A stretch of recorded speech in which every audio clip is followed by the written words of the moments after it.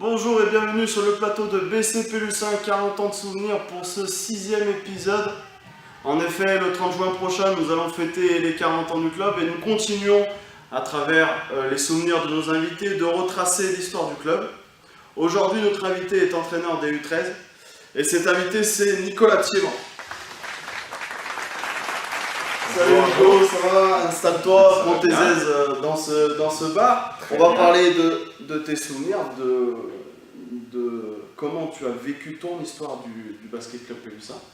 Tout d'abord, je vais te demander ton parcours, comment tu as découvert le basket club Pélussin et depuis combien de temps tu es là et un peu quelle équipe tu as entraîné.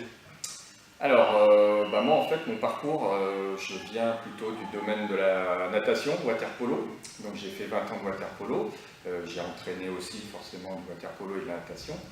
Et en fait j'ai découvert le basket club de Pélussin il y a 9 ans quand je suis revenu dans la région.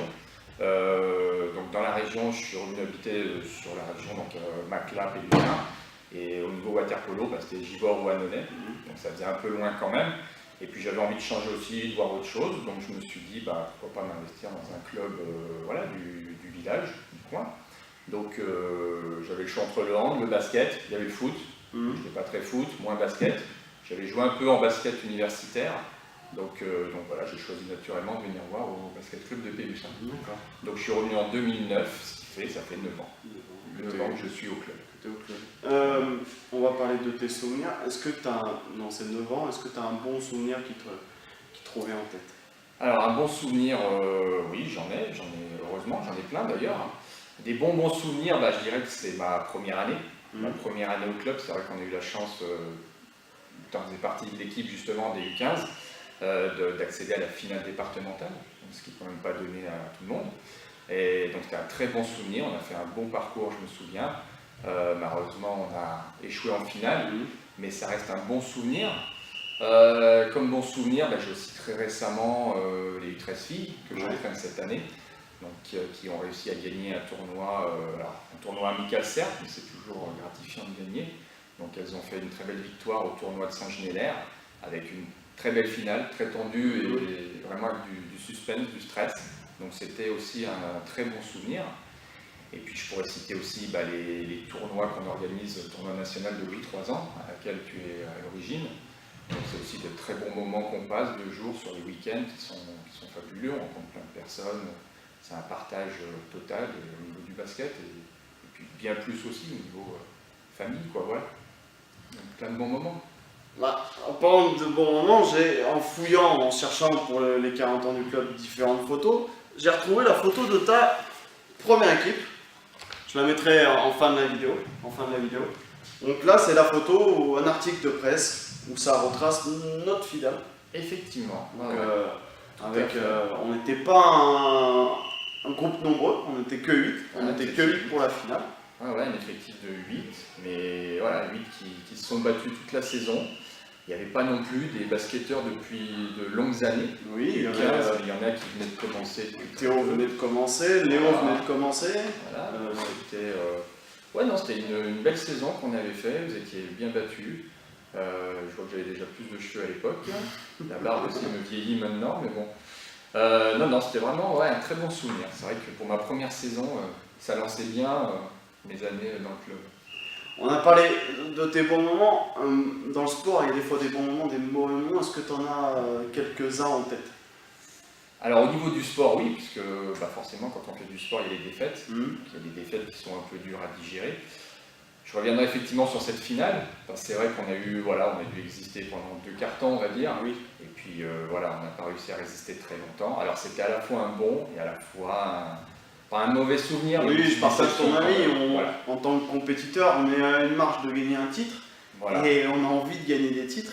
Et le fait de perdre ce match-là, même si en face il y a une très belle équipe, c'était une équipe très très forte. On n'a rien regretté parce qu'ils étaient plus forts que nous. On a passé quand même une bonne journée. Le club avait fait un bus. On était parti à Rouen. Au-dessus de Rouen, c'était à Mars. Et c'était j'étais en costard d'ailleurs. Ouais, t'avais mis le costard sur la photo. J'avais dit que je coacherais si on était en finale en costard, j'y étais. C'était à la fois un très bon souvenir qu'un mauvais souvenir.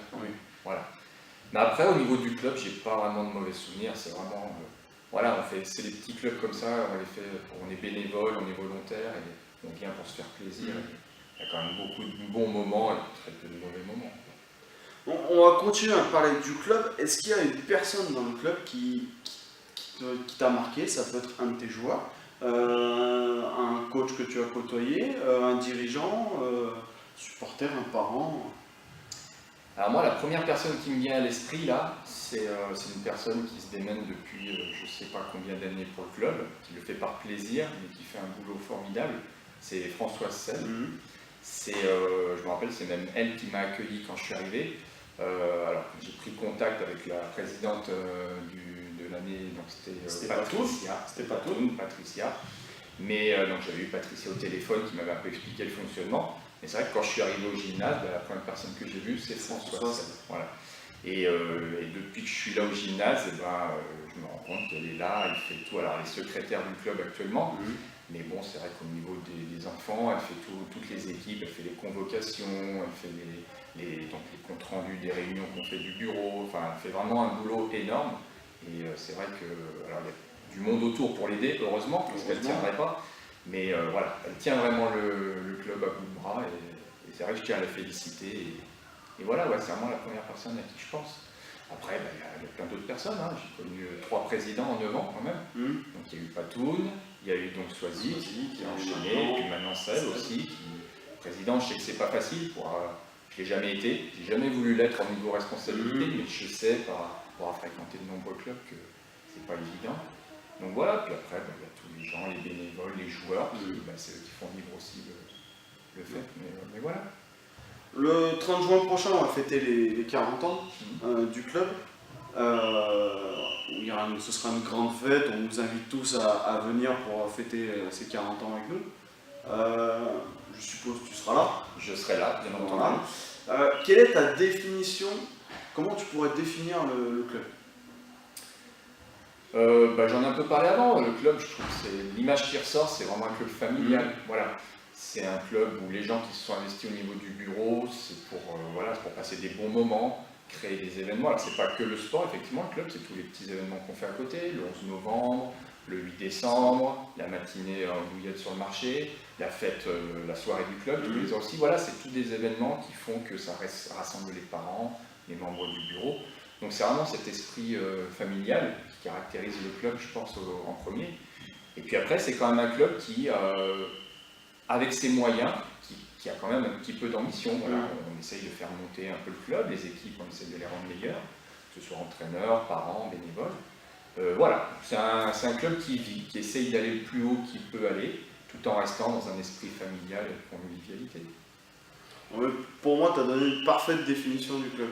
Je te remercie, Nico, d'être venu nous avoir partagé tes souvenirs pour cette émission de BCP Lucin 40 ans de souvenirs. C'était l'épisode 6 de BCP Lucin 40 ans de souvenirs avec Nicolas Thiévan, le coach des U13 filles de cette année. On se retrouve dans un prochain épisode. D'ici là, on se retrouve le 30 juin pour fêter les 40 ans du club. N'hésitez pas à partager la vidéo et à venir pour les 40 ans du club pour fêter ça avec nous. A bientôt. Au 30.